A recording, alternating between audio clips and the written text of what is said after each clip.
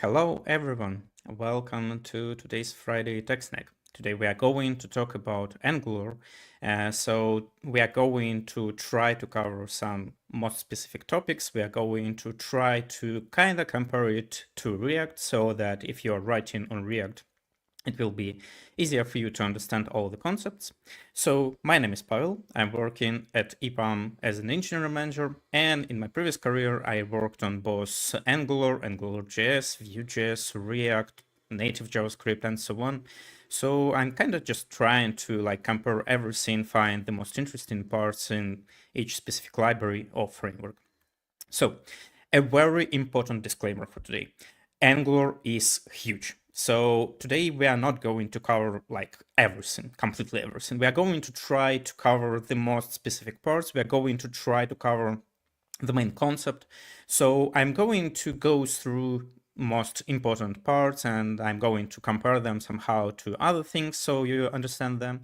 So in case if you will understand that you still have more questions, or if you probably want to have a second session like this or something else, I would like to have your comments later. I mean, at the end, most probably. But for today, well, let's start. So let's talk a little bit about versions. There is kind of an additional disclaimer, which is very important to talk about when we're talking about Angular, because there are kind of two versions of Angular. By two versions, I mean that there is AngularJS, which is the original version, which is kind of very old, it's not supported anymore, and so on, and the kind of Angular 2 plus. So, current active version is 19.2.11. The next major version will be version 20, and we might expect that there will be much more versions. So just in case, if you are listening about Angular, make sure that you're listening about Angular 2 plus. So overall, let's start with some very, very basic comparison. So Angular is a framework, which means that Angular have either everything or kind of almost everything that you might need. So as a framework, it allows you to build quite complicated applications, quite a complex application, sorry. So you might have a lot of nested functionality. It does have a CLI, which actually by default provides you a lot of functionality to actually just generate something, run something, configure something, and so on, while the React is mainly just a library. So we do have a built-in routing, we do have dependency injection, we do have, again, CLI, which is used to most configurations. So usually you don't need to actually work with Webpack directly and so on. And another very important part is that by default, Angular is working with TypeScript. So you might expect that there will be a lot about specific types. And that's quite interesting because, well, you can actually specify what are the data that you're working with, and you can better communicate with your backend API. Another important thing that I also don't want to cover too much today because it's very complex, it's how we are working with some asynchronous requests, because by default, when you're working with React, usually you're working with promises, while when you're working with Angular, you're working with observables. So we are partially will cover this a little bit later. So by default, let's talk about a structure for this one, a small one. So you might see that there are a lot of different elements, and some elements probably will be new for you. So overall, everything kind of just close to components similar to React. So you might just expect that most parts of your applications will be actually built on components. Yeah, you can also see some additional parts. So you might see that the template is actually written a little bit separately here. You do have some specific elements like directives which are connected to these templates. You can also see on the left side that there are some services with injectors, so it's kind of directly related to dependency injection mechanism. And overall, we do have also modules and much more different things. When you're starting with Angular, the first thing that you need to do, you need to basically install Angular CLI. That will be the instrument that will allow you to actually init your first application, init your first components, services, basically run your application. So you can see that here we already have quite a lot of nested commands, and these are actually not everything that you might have for your CLI. So if you are going to start a new project, it will look a little bit like this. You will probably just install your CLI locally. You will then run ng new, which will initialize your first application with some default structure, with just some default elements which are required. Then you go into this folder and you run ngserve, and it just runs. So in comparison, there is a very similar approach with create React app, which also kind of generates your application by default. It controls how you serve your application mostly. So in some aspects, they are quite close to each other. And when you will generate some application, you might see that there will be a lot of different files.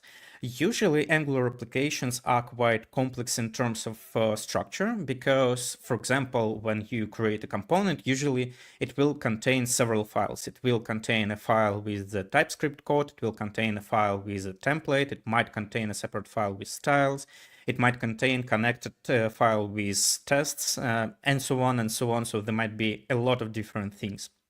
And here you might see that there are also a lot of configuration things or some specific kind of main.ts files and other things. So here it's kind of directly related to the file, which is called angular.json. So the idea is that it's a JSON file that configures your whole application. So usually you don't need to write some custom configuration. You just provide some config that Angular understands. And when you run, for example, serve, when you build your application or do some operations, CLI basically just doing everything for you based on the config that you are providing. Since it's a quite complex one, and since usually you don't need to actually manually change something. I mean, in most cases, you just like initialize the application and just work with it. It might be a more advanced topic for the future. So speaking of routing, we kind of expect that when we are working with front-end applications, so usually we do have some routing. And since Angular is a framework and it usually used for some very huge applications, routing is a nested part of Angular, which is working through a separate like routing module. So you might configure some routes, you might configure them specifically. So you will have like a tree of specific paths related to component, related to guards, related to resolvers, and so on, and so many new words, which we will cover later. And if we will try to find something close to it, I might say that, like, for example, when you're working with Next.js, you might have like a folder structure when you understand that this specific folder will actually kind of link you to a specific page. So here it's not the same because you can configure these routes very dynamically. So you can by default provide some dynamic parameters. You might actually make sure that these are also redirecting to something else. So it's a very like detailed approach when you can specify which components you want to render and how. And an interesting point regarding routing is that by default, components are kind of integrated into other components, meaning that by default, you do have a single component and then you are integrating some specific parts into it, which means that when you are building your routes, you can actually specify what will be the parent component and which parts, based on the routing, will be your child components, which might help you, for example, to build something with, I don't know, tabs and like just dynamically load them. And another very interesting thing is that routing actually supports lazy loading, which means that you can actually load some specific parts kind of dynamically. So you don't need to actually wait for the whole bundle to show something to the user. So only when they're accessing some specific endpoints or like parts of your application, you will kind of just download an additional bundle.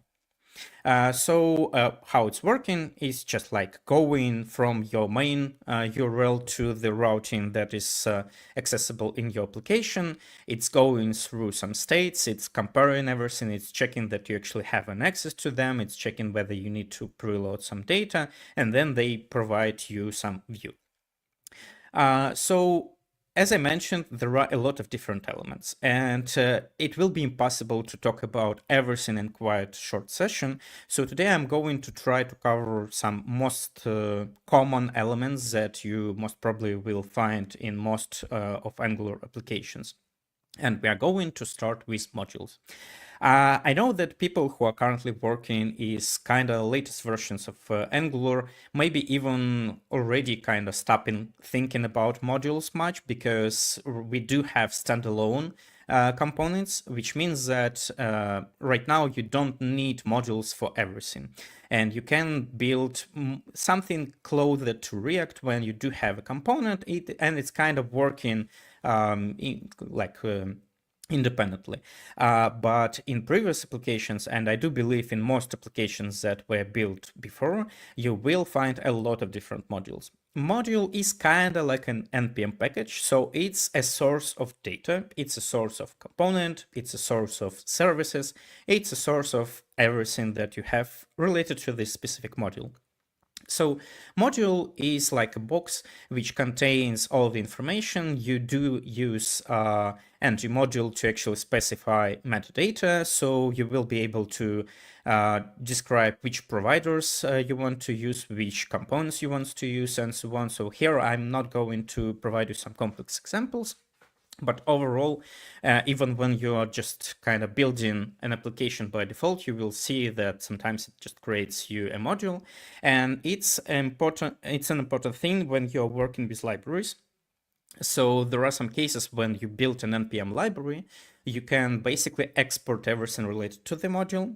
And module will be kind of like a namespace, which actually allows you to like combine everything under one thing. So you can specify what you want to work with. The next part, as I mentioned, probably the most important part in each application, similar to React, it's a component. So component, in comparison to React, is something more complicated because it has more, like the template and the logic is a little bit separated. When you're working with React, basically it's just a function that you call, you apply some actions, and you provide the result as a template, as JS6. When you're working with components, you usually just providing some HTML in kind of a little bit specific format. Well, it's kind of just still HTML but extended. You also separately providing CSS, SCSS, less, whatever you configure. And you also provide everything else that should be connected to your component. So in this example, you might see that we do have a very small class. We specify that the selector for this class will be profile photo, which means that in HTML to render this profile photo, you just need to use it as an HTML tag. And you can specify a template here directly, or you can actually specify a link to the template, which will be in a separate file. And in this example, you might see that everything is kind of very simple, but in most cases, it will be more complicated. And that's because templates in Angular are really, really huge in terms of functionality that they support. So you can actually use a lot of different functionality. You can use some nested components. You can use templates. You can use content to actually render part of the content that you will push into your component. You can reference to specific childs. You can basically specify inputs and outputs for your component, so you can actually communicate with them directly, and so on and so on. So here I was thinking how to compare it, and I was thinking that probably HTMX will be closer to Angular rather than JS6, mainly because JS6 is, yeah, it's kind of just custom HTML that just transfers, it transforms into the React code. However, in HTMX, the main idea was that you kind of integrate the logic inside the HTML, so you don't usually need to have a lot of logic. In Angular, you do need to have it, so usually it's a good practice to still store all the logic inside the component in TypeScript file and kind of separately just put an HTML. But since it allows a lot, it's kind of just a thing to actually read about and maybe think about how you can work with it. So another very important part of each template is directives. So directive is kind of a way to change your HTML, change your code using the Angular mechanism. It allows you to change the structure, change the behavior of this. And you might see here that we do have actually a lot of different directives. So we can dynamically specify if we want to, for example, pass a parameter into our component as an input, we are specifying it as a square brackets.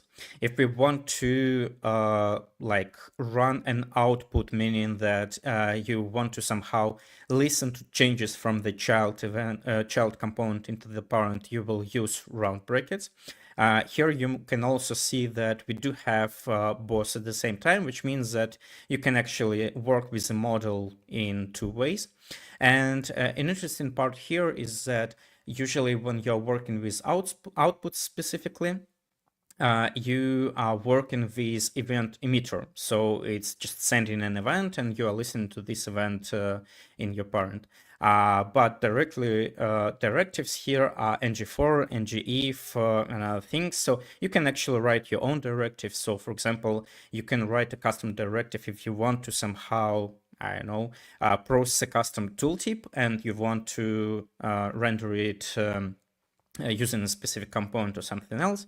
So it's a way to actually communicate with HTML by still hiding some logic in your TypeScript file.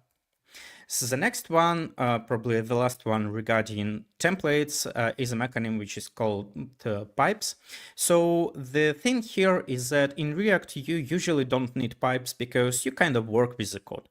So when you're working with the code, you can process the data, you can just finalize kind of the data and just push it into the template. While in Angular, usually you provide in the template and sometimes you just want to dynamically update the data but still do it on the template level. So it actually allows us to specify the pipe and just set that, for example, if we are setting a company, we just want to automatically translate it to a title case. So we don't want to create a separate variable for this. We will just dynamically do this in the template.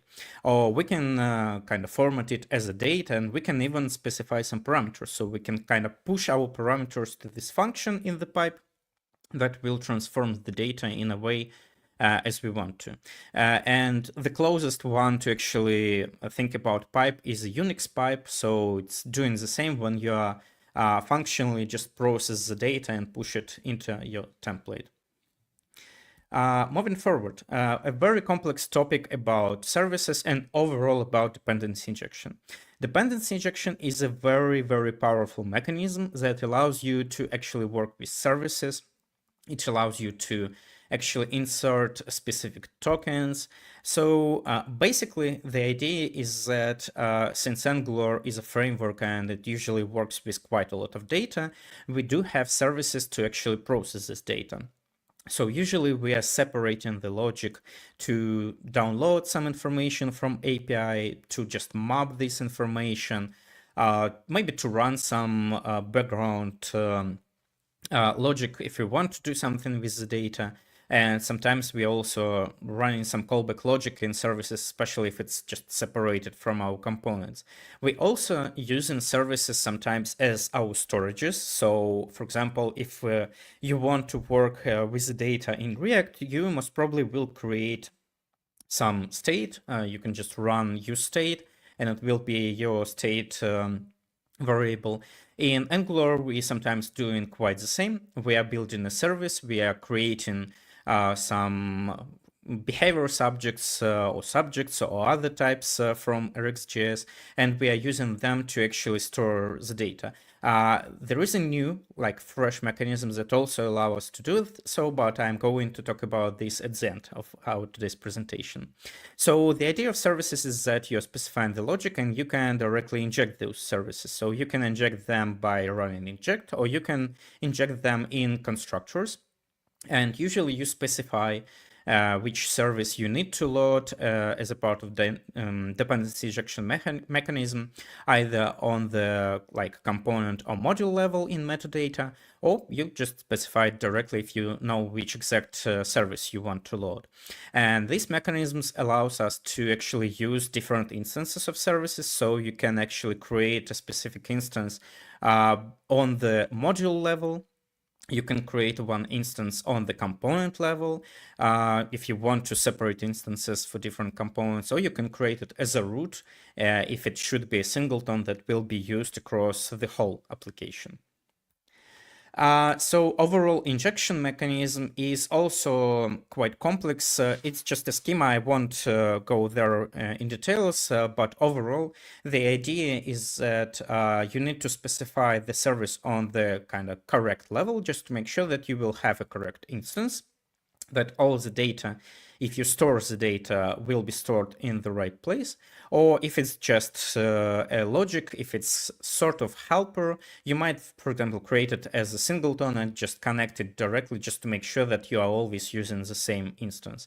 And Angular have a mechanism that allows us to actually specify which instance we want to use, which sometimes might be helpful for cases when we are working, for example, with some translation libraries, because usually you need to specify translations on a root level, and then you just need to provide it on a child level. But sometimes for specific cases, you might need to actually provide different instances. For example, if you want to support multiple languages at the same time, it's possible in Angular, and you just need to understand like at which level it will create a new instance and how it will just push through the tree. So a little bit going back to our routing mechanism, you might see here that we have a thing which is called guards. Overall, when we are working with routing, usually we do need to think about some privileges, about some roles. So I think like the most typical case when you will see a guard, it's will be when you need to check authorization.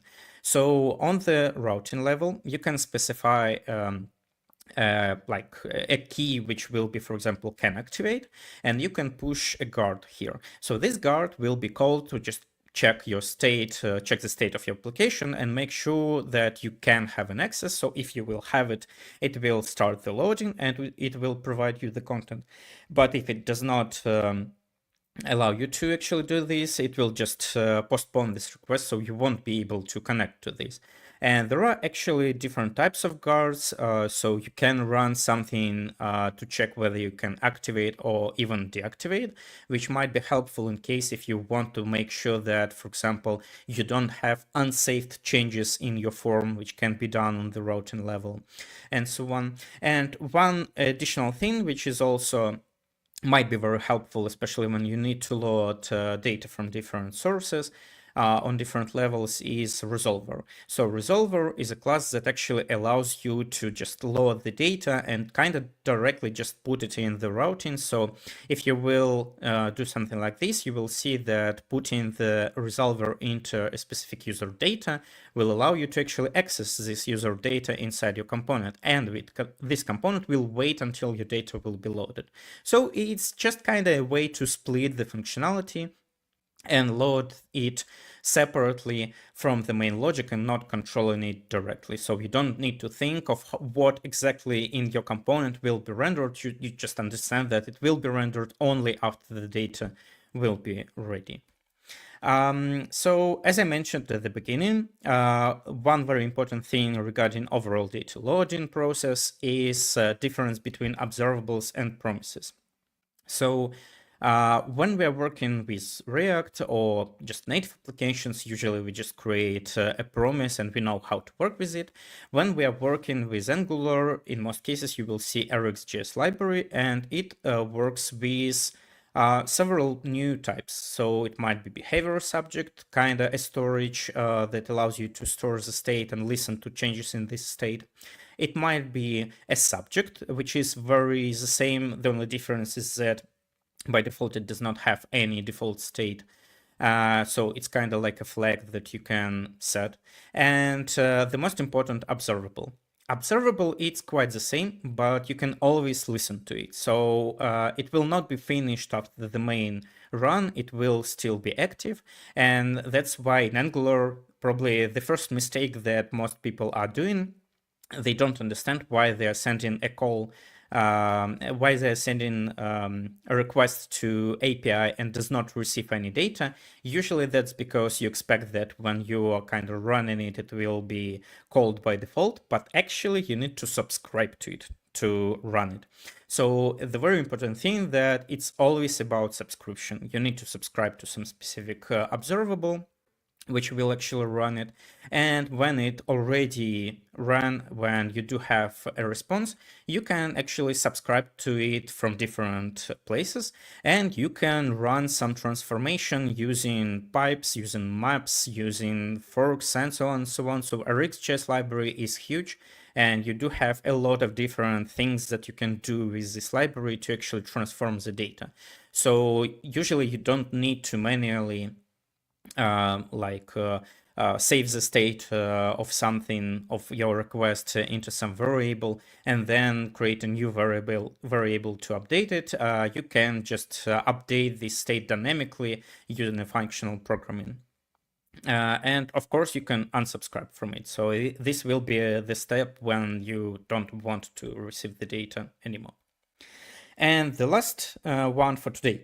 So signals. It's a very fresh thing. Like we do have several releases with signals already, but they are not in all the production projects yet. And the thing is that it's very close to useState in a way that usually you just create a signal, which should be kind of partially a replacement for inputs, partial replacement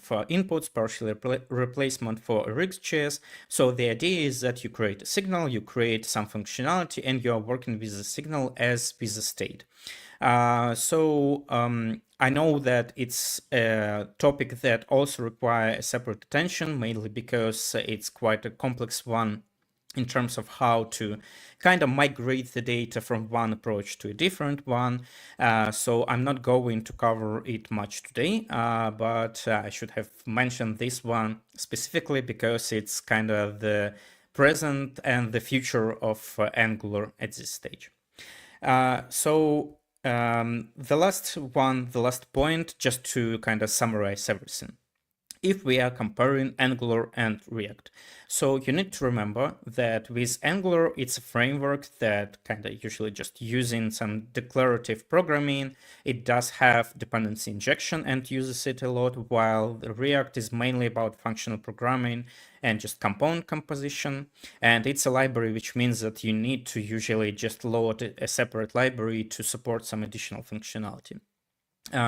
With Angular, it's like probably 100% cases will be a TypeScript, while with React, usually it starts with JavaScript, but of course you can connect React to TypeScript as well.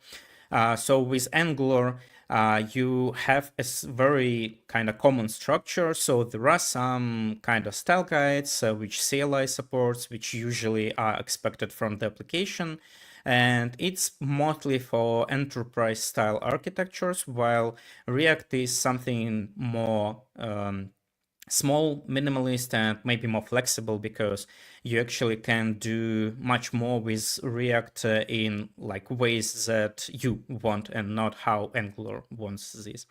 And yeah, as I mentioned, like Angular by default was mostly about RxJS. Of course, right now with Signals, they want to move from RxJS, but still you probably need to know about this at this point. So yeah, that was it. We kind of ran out of time, but still I'm going to try to answer several questions. In case if you will have more questions, please feel free to either contact me directly, just write as comments under the place where you are looking at this presentation, and any feedback will be welcomed. So looking forward to actually continue talking about Angular or any other topics. So yeah, I received the first question. What kind of tests does an Angular app generate by default?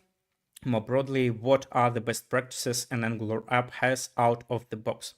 That's a very great question. So Angular supports several types of tests, and I think there are probably two the most common types. The first one is, of course, unit tests, and the second one will be integration tests. By default, Angular provides you a lot of functionality to actually communicate with your HTML, I mean with your components, so you can easily access to them, change the state, and work with them. Angular have an approach how you can actually work nicely with mocks and stubs to actually kind of test only the specific part. So if you're testing services, you usually test the functionality of services. If you are working with components, you might actually check the functionality, you might check more the UI and so on, or you might check the state and how it's changed. So I might say that by default, you can actually write, I think even, well, I'm not sure about completely end-to-end tests, because usually it's expected that your tests will be smaller, but still you can write them even with default functionality. And like if you will just try to generate something by default, it will be a very, very small preparation, mostly for unit tests, but again, it's up to you. And the second, when is an Angular usually a better choice than React? I might say that typically it's a situation when you are working with something quite complex, when you need to have everything out of the box. Like if you understand that you need to build a platform which will be multi-page platform, which will work, especially if it will work with multiple services to actually load the data. So I might say that the more complicated application you are building, probably more features Angular will provide to you. But you also need to remember that there are some concerns, especially regarding Angular updates, because as a huge framework, sometimes it provides you some problems when you need to actually migrate to a fresh version of Angular, especially if you need to switch multiple major versions, because sometimes they're doing some breaking changes. And for example, if you are working with Angular material as a default component library, it might be a disaster for you, especially if you are working with something very, very specific. And probably let's answer the last question for today. I can see similarities coming from Nest.js. Would there be any monorepo apps workspaces paired with AngularJS? Sorry, Angular, not AngularJS. AngularJS is the first version. Following similar approach and some DI patterns. Actually, Nest.js is very, very, very close to Angular. I think they actually quite matching in several cases, and I do believe that we might expect, again, some similarities. We might expect something more. So I know that Angular supports a lot of different features. It supports server-side rendering. It wants to be closer to React in terms of specific smaller components. So it wants to cover more. So I believe that we might actually expect more and more features. And actually in Angular, by default, you can build kind of multi-application in one application, which means that by default, Angular JSON allows you to actually configure several applications, set up cross communication between them and so on. So I would say that, well, yeah, they're quite similar, but overall Angular is doing everything to be like one place, which will allow you to do everything that you probably need. Okay, so thank you everyone for listening. Thank you everyone who asked any questions. It was a pleasure to talk to you and describe Angular. Hopefully, you now understand it a little bit better. I understand that it was quite a lot of information. So again, if you want to have more, if you want to hear more about specific topics, examples, and so on, just let me know. But I think we are going to stop at this point for today. So thank you again. In case if you have any interesting topic that you want to present, please contact Volga Bakharova, who's organizing our TechSnacks. Have a great rest of the day and have a great weekend. Bye.